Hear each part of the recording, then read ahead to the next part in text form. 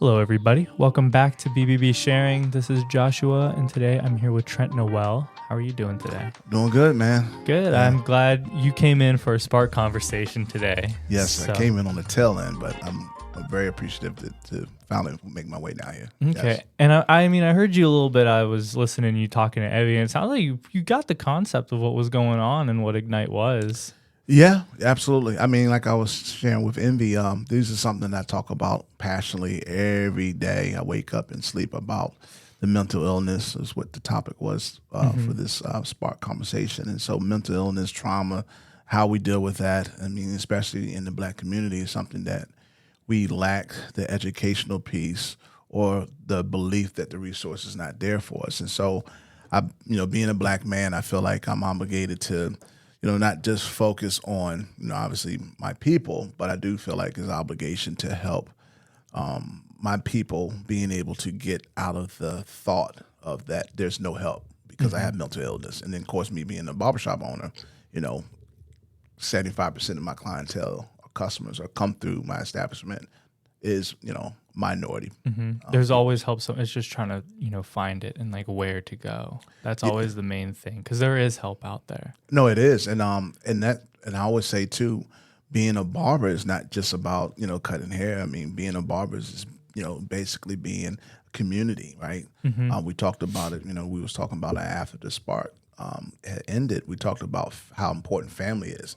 Like family is so important to where it really is the foundation of how you do everything and what is the why and the reason, right, of why I wake up every day to hopefully to make someone happy. So, I mean, I'm on the happy thing. I want to make people happy. Good. Yeah. I think I hope, not everybody, but most people I think want to do that at the end of the day. But I think for barbershops, for me, it is more of it's a therapy session because especially if you go to the same one, you're not worried about getting your hair messed up. You just want to see that person again. You just want to, look nice and you trust that person to do the job. And, you talk to them, you strengthen that relationship. Yeah. And that's like what we was talking about earlier before we came on the podcast is that,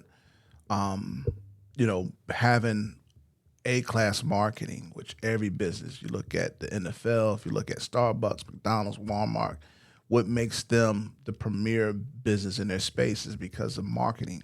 Now, we're marketing to a specific audience. We have a specific niche. So once we able to get into that niche in our market to get consumers to exchange, because this be real. Anything that you do as far as business, there's going to be an exchange. And so we understand that it's going to be a transitional exchange of finance. But there is a exchange of being able to win trust, right? So what we talk about in the barber industry, like any business, especially when it's a service business, is that you have to be able to build rapport. Building rapport is basically having a relationship. So it gets into a point of where it's more than just coming and getting a haircut.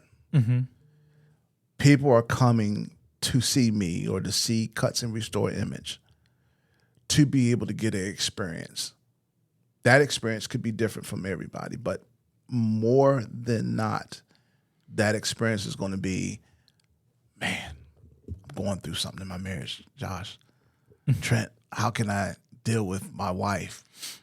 And so with me being the guy that I am and, me like talking and like dealing with issues that matters, I said, well, what did you do? Yeah. But you start a conversation and what that does, and, because we don't have a lot of time, but the point and the ideal here is that you're you're building that trust with your client. And then with that, you're building rapport, which then eventually turns into a relationship. I like that. Yeah. Because even though there's so many barbershops out there, nobody, else has those conversations that you do with those. Every conversation is different. Yeah. Everyone has that different relationship with you, and building that is very important. Yeah. Yeah. Having those deep conversations is going to be good. But I like how you circle back and help that person reflect on the actions that they've taken. I think that's very important. Yeah, it is. I mean, because by nature, right, no one wants to be wrong. There's nothing wrong with that. But what's wrong with that is the idea that you can't be wrong. In fact, and what I tell everybody, I says, look, I don't say things in a spirit of debate or whatever the case may be. I don't speak to say that I'm wrong. I speak because I believe that I'm right. Mm-hmm. But here's what I'm getting at, though. If someone can persuade me that what I'm saying is not right, and they can back that up with sources, with experience and all that, the greatest thing that any one of us can do is say, you know what? I'm wrong. Mm-hmm. Now, Josh, why is that so important? Why saying you're wrong is so important? Yeah, to acknowledge that you're wrong. Mm-hmm. I want to say a vulnerability part, because everybody is, you know, what you just said, everybody's going to be wrong. Everyone's going to make mistakes. The difference is the people who are going to say they're wrong. Like, I mean, it's the authenticity and the vulnerability part. Sure. Who can you be real with? Yeah.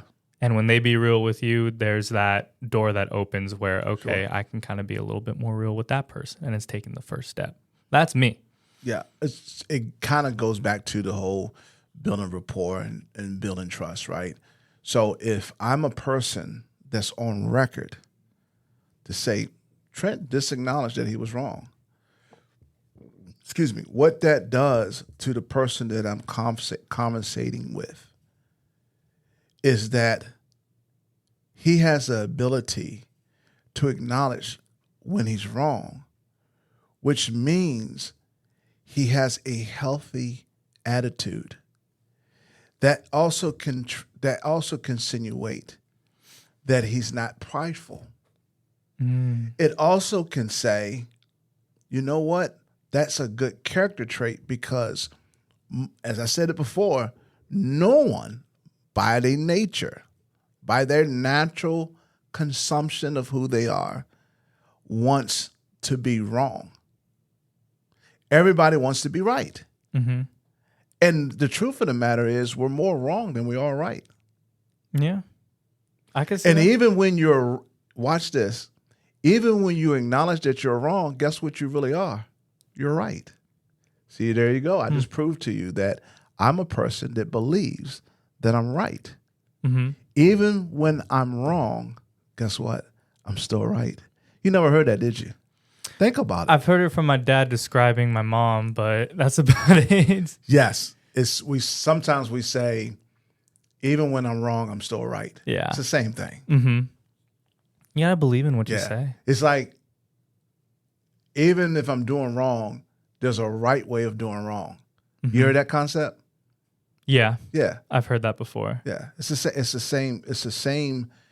The thing that keeps the boundary of that is that you're not oblivious of being wrong.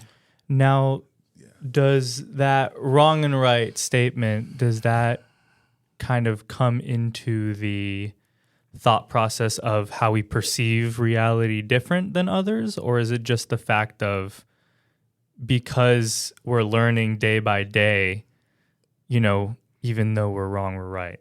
You just said a key point, and what I mean by, even that I wake up every day that I'm right, but I'm aware that I could be potentially be wrong.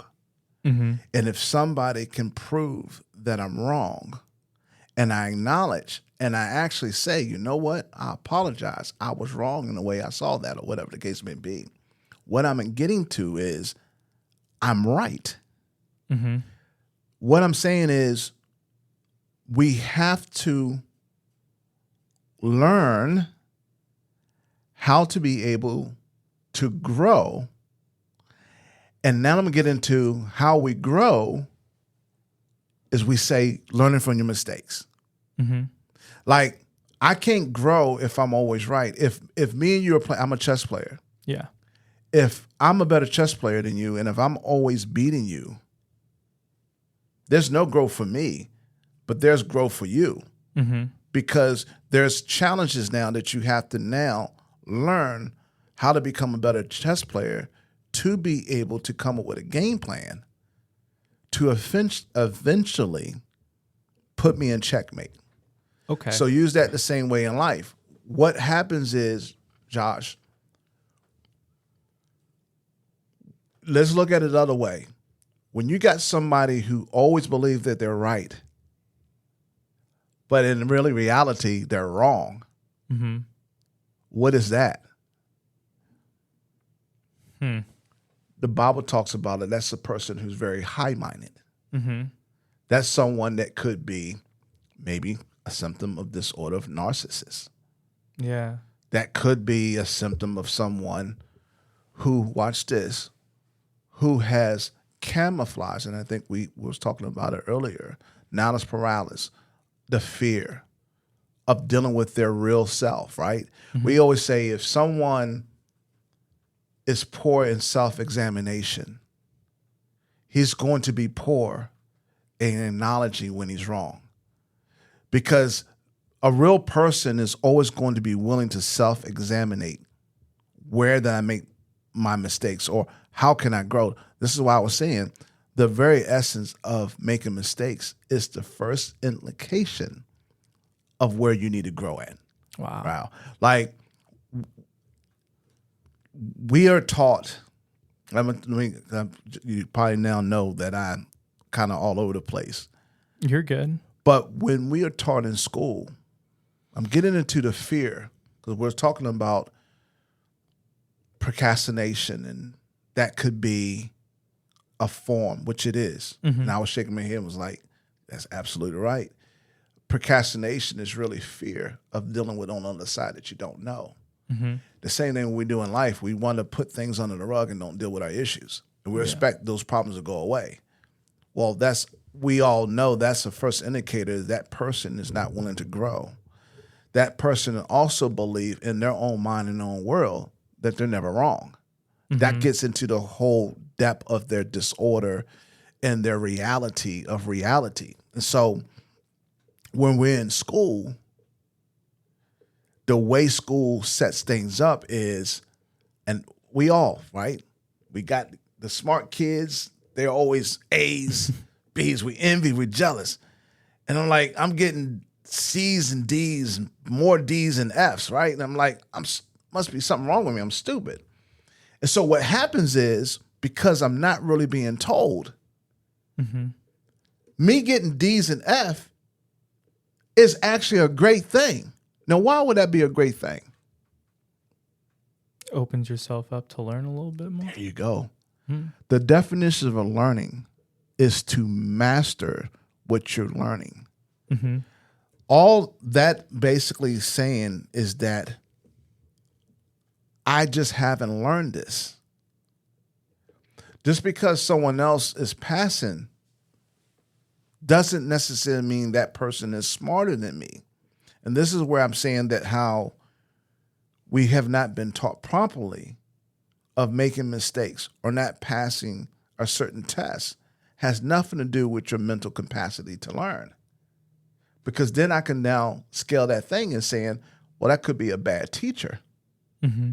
It could be I'm just not into what is being taught. That's true. Or I learn differently. We got extrovert, introvert, right? I learn differently. I'm a visual guy. I like things visual. Mm-hmm. So someone that not doing visual stuff, I might be slower than someone who likes content, where you can just read it, put on the board with words and contents, and boom, they're able to process that. Okay, especially if you have like 100 people in those lecture halls, and it's like you think everyone's going to learn the same way. Yeah, and what I mean by the teacher could be we know speaking in an audience, me being a speaker, being a pastor, preacher, okay, I understand that I have to know. And the first thing, I don't care if you're taking a reading course or a communication course, right, which I have. The first thing you got to know is, you got to know what you're talking about. Secondly, you have to know your audience, because what I may can say for a demographic of people in their 50s, in their 70s, it's going to be quite different from people in their 20s, in their 30s, because they're on a different wavelength as far as learning or experience and all that. So that's the first thing. When I go into any room that I'm speaking at, I already know my stuff because I prepared. The second thing is knowing my audience, because I got to be able to facilitate with clarity and with simplicity on being able to persuade them into what I'm trying to present. When we get into marketing or we get into art negotiation, like I'm a real estate investor, you know, the hardest thing in negotiating and communicating is dealing with a seller to persuade them to sell their apartment complex. Really? Absolutely. Interesting.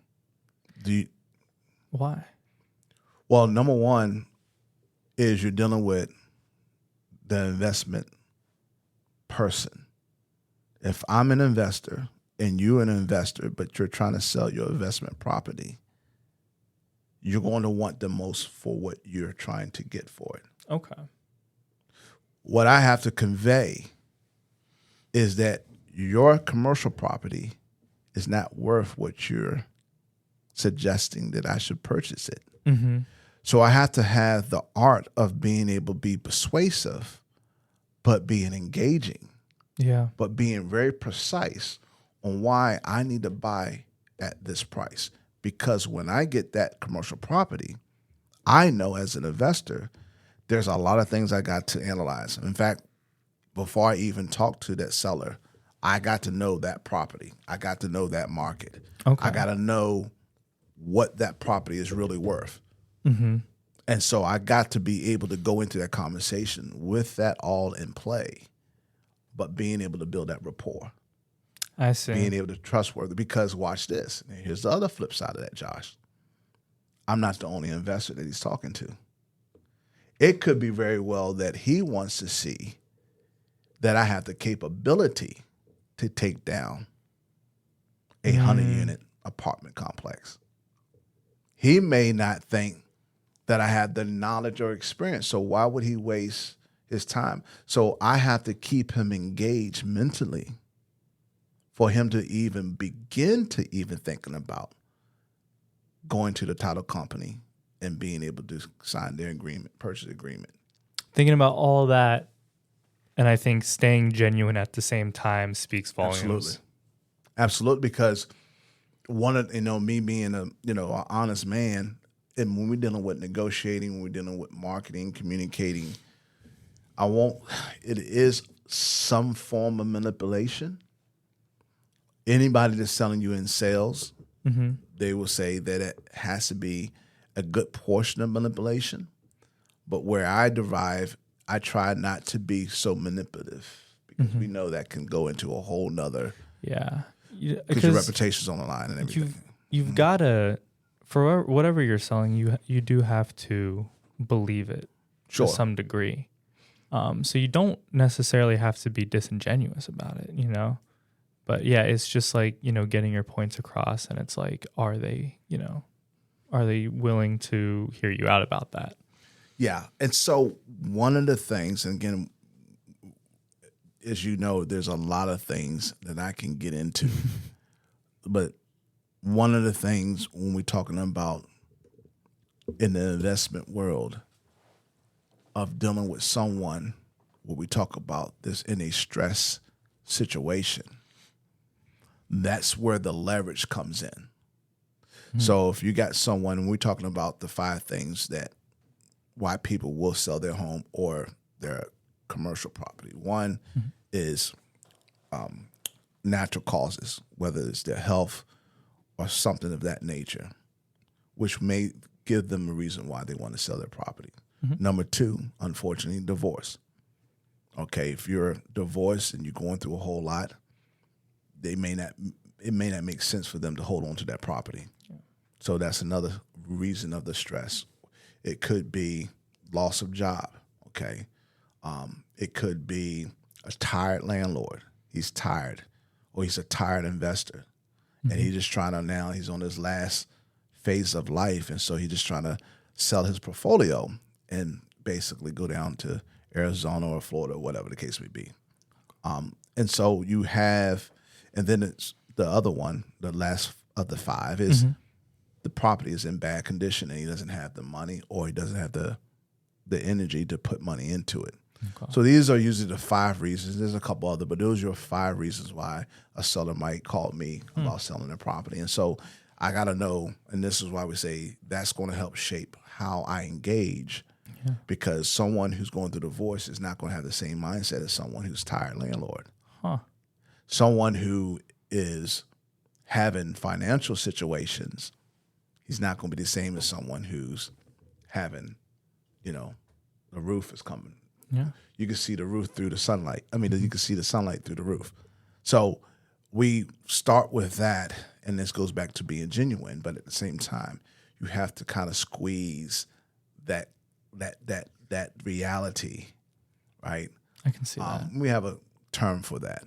This is high level negotiating, high level communication, because you're dealing with the fear and anxiety, but they're in a desperate situation, which we a lot of times will say, well, what phase are they in? Are they in pre-foreclose? Are they in the pre-foreclose? Or are they actually in foreclosure? Obviously, in foreclosure, they have no leverage. Yeah. They have no time, because either, okay, you go in foreclose, or you allow me to consume the loan. One or the other. Yeah. Yeah. And then I have the strategy to get things settled with. So, wow.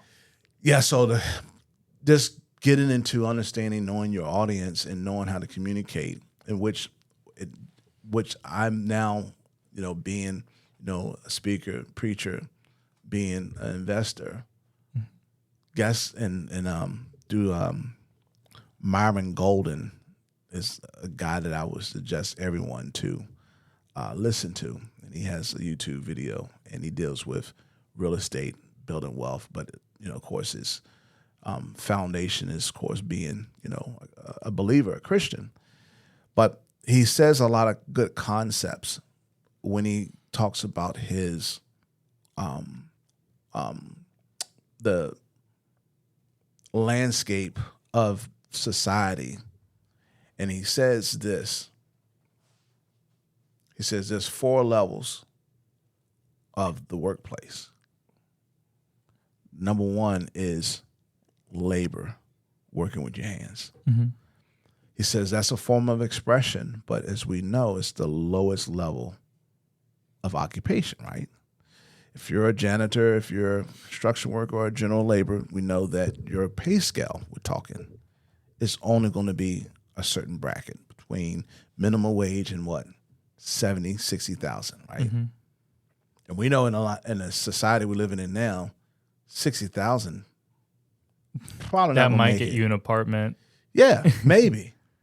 That is if you got another partner that can, that's making the same amount or even more. Yeah. So you got a total of a household that's making 120.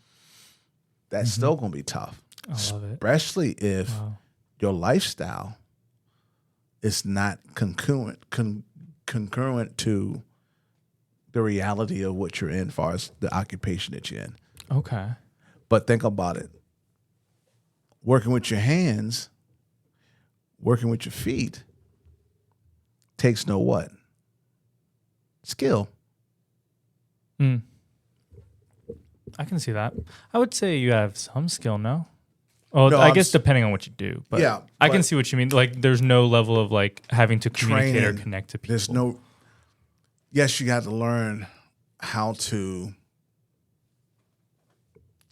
take boulders into a wagon and take it up the hill. Yeah. I'm just saying it doesn't take no formal skill, maybe what I should say. I can There's see no that. higher education that you have to take. It's like a do this, you can do it. Cool. Yes, it's labor. It doesn't Yeah. take any special skill or higher learning. Okay. Now, the second level is, as I just said, is to get a trade or to get higher education to where you can work maybe as in a corporal setting, right? Or be a leader or a foreman. And even in those jobs, guess what it takes? It takes a degree. It takes a certification or a license or something of that nature. And your max salary on that, guess what it is? It's between 60 to 70, possibly to 100,000. Huh. No. See, this is something I that can see that. we're not being told.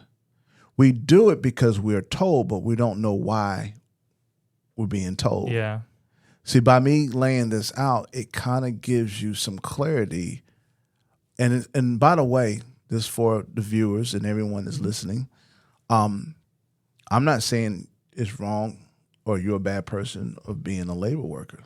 It's not my objective here. Or that you went to George Mason and got a degree and you're working in that field, kudos, right? Mm-hmm. And you're making decent money, making maybe $90,000 a year. I'm not at all throwing any, as we say, any dirt or any shade. Shade on those people who's working in those fields. What I'm getting at is if we're not fulfilled, if we're not happy, and although all those things are servable jobs, but the reason you're not getting ahead is because there is no level of growth there. Those two levels are already mapped out. Mm-hmm. Now, guess what the third? We're talking about, look at this, building a picture if we're climbing up a ladder. Mm-hmm. So we just talked about general labor, minimum wage of 60, 70,000, give or take. And then we're talking about getting a trade, getting a license of some sort, or getting a college degree. You'll make between 70, 80, starting off to low six figures, right? Are you tracking? But what would be the third level? Take a wild guess.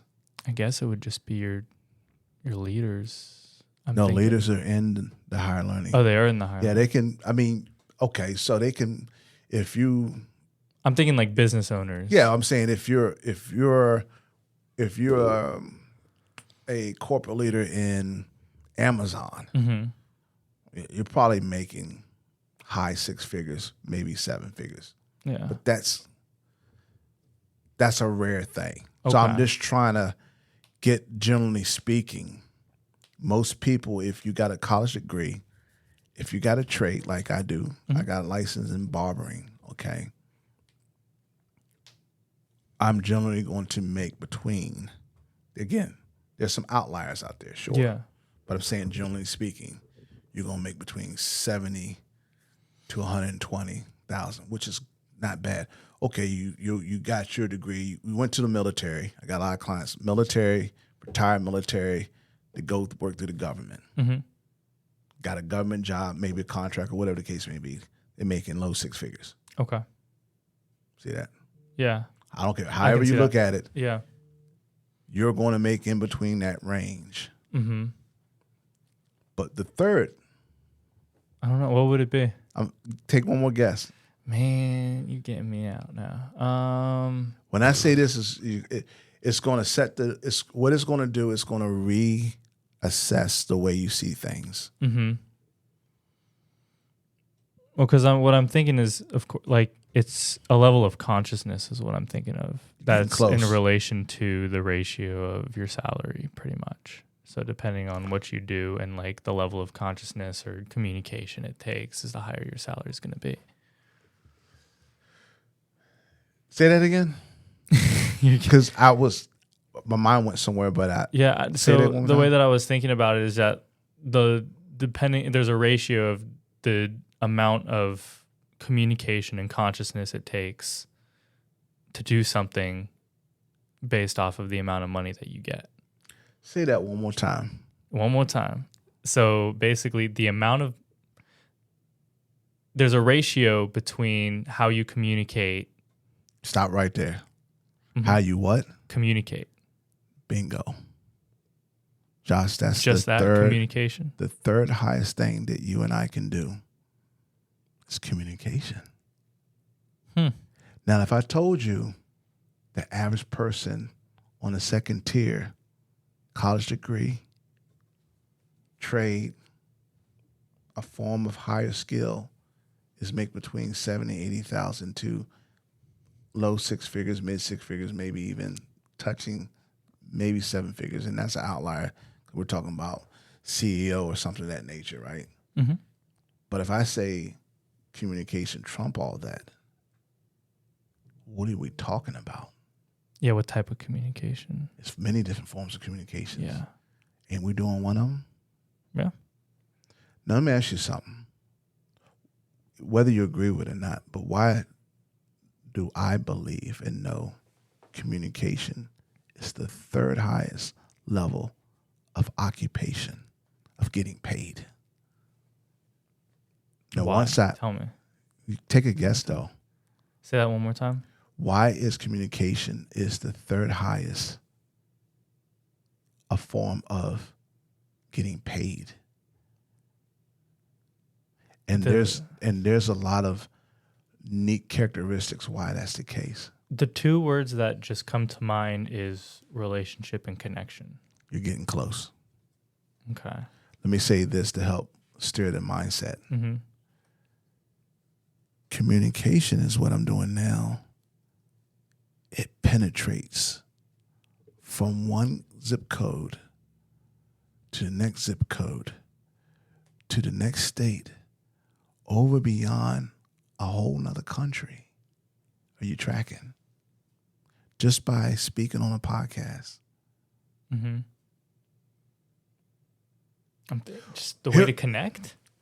Yes. You're getting, like, I'm feeling it. Okay. Like tone. Watch this. Me communicating, watch this, takes no effort. Yeah, it really doesn't at the end of the day when you think about right. it. Only when you think too hard is when it's... This is something that's going to help all of us out. Yeah. The first two, what was it? Number one, the first step in life in the entry level of workforce. Hands. Doing hands. things with your hands, tactical. Not only is tactical, it's what? Time consuming, Mm-hmm. and it's rigorous. Okay. Same thing of going to school,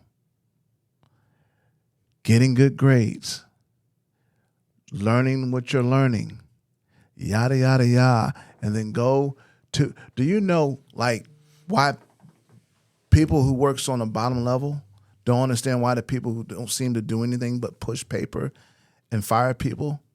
Why people say, well, why are they making more money than me actually out here working hard with my hands and feet? Mm-hmm. You want to know why? Because managing people is stressful. Yeah. It's more difficult. You go in, you got paperwork. Mm-hmm. You got to worry about people pay scales. You got to worry about people. It's just a lot of work from going from the, what we call being in the field, then being in the office or the administrative side. It's tedious. It's taxing. It's stressful. Mm-hmm. But communication, it's less stressful. It's less work. The next two, we just talked about communication, and then the fourth, the highest level. Yeah. Believe it or not, it takes less effort. It is effort. It's just less effort. And watch this, and you get the biggest paycheck. Think of it. If I'm a rapper, Mm-hmm. I go into the booth like this. It probably takes me, if you're really good, I think they said Tupac took him probably, it took him probably 3, maybe a whole day to do a whole album. Mm-hmm. He's in the studio, he's drinking, having fun. He's creating what? Content. Mm. He's speaking in the mic like I'm doing. Yeah. And he's what? Putting it into. Saying, yeah. Yes. I'm gonna try to guess one more time because we're running out of time. I want to guess one more time. Gotcha. I think the only thing that I can think, but it takes all of it for all of the levels that you're saying. But the only thing that I think, besides self, and like individualism, I'm just thinking energy. Yeah, I mean, you got to have energy on all levels. Or am I riling back? I don't know. Well, what was the fourth? What was the? I fourth? never mentioned the fourth. Oh, I thought you said fourth level. No, it is fourth level. I never mentioned it. We're still on the third, which is communication. And I was giving you an example of one aspect of communicating and having content as being a performer. Okay. Right? mean, Chris Brown, if he does a show a day, he makes probably $200,000 to $300,000. I mean, he's a top level performer, but he makes, probably $2 or $3 million a show, just dancing, which is a form of content, and expressing himself through a mic, which is by singing. Yeah. You have people, and this like Myron Golden. He gets paid hundreds of thousands of dollars to show up. Like, what was the gentleman that came here? Brendan. Yeah. Get paid to speak on something that he knows and learns to be able to express to his audience. I had my first speaking engagement, which was several years ago. And I was just like, that's weird. They're going to pay me to speak on something. I was talking about how do minorities, how do they start their business? I said, oh, that's up my wheelhouse. That's easy. Got a check. Now, it wasn't hundreds of thousands of checks, but the point here is people pay for you to speak on something that you love and something that you speak on every day. Yeah. So the fourth thing, the highest level, the absolute highest level of in the workforce, in the 4 tiers of the workforce, as far as being able to have an occupation and get paid. Take one snap at it. What do you think it is? We have general labor, working with your hands. You have skill in education or getting a license or a trade or working for a corporation or a company. Then you have communication, which we gave 2 examples, a form of communication of getting paid, speaking and being a performer. Number 4. Has something to do with your mind. I think I'm planning. You got it. It's close. What is it? Being able to have imagination. Oh, okay. To create. See, by creating by your imagination, it's endless. It's untapped. But what also makes it more beautiful about creating something that, guess what it belongs to? Me. You. No one can dictate what you have imagined and have created. No one can put a value on what that means to you because it's your imagination. In fact, one of the things you hear me was talking earlier is that's the one thing that they're robbing us. Yeah. Been robbing us is they don't want us to think. They don't want us to have imagination. I can see that. See, they really want you on the first 2 tiers. Why? They want to be able to control you. Oh, okay. They want to dominate you. Control aspect. And remember what I said, though. It's nothing wrong. And I just want to say for the viewers or when on Zoom, when you're hearing this podcast, I'm saying in a sense, if we're not happy with what we're doing, if we're feeling like we're not getting hit, this is why. It's nothing wrong with being a hard worker. You should be a hard worker. The Bible says someone who doesn't work is worse than an infidel. Okay. So working is not the issue. And then, of course, getting a degree, I'm all for education. I'm all for getting the skill. I'm just simply saying, wanting the viewers to understand that there's a tier and it's universal and it's been set in stone since the beginning of time. And all I'm just saying is we're not aware of it because it's never been explained. Yeah. That's all. Dang. Well, I appreciate you coming in and explaining that to us. Explaining it to me. Yeah. I mean, wow. That's good to know. How can people get in touch with you to talk a little bit more about this? I got website www.cutz with a Z cutzandrestore.com. I'm on Facebook, Instagram. Instagram is T2369. I'm sorry. It's T Cutz and Restore 18. That's my Instagram.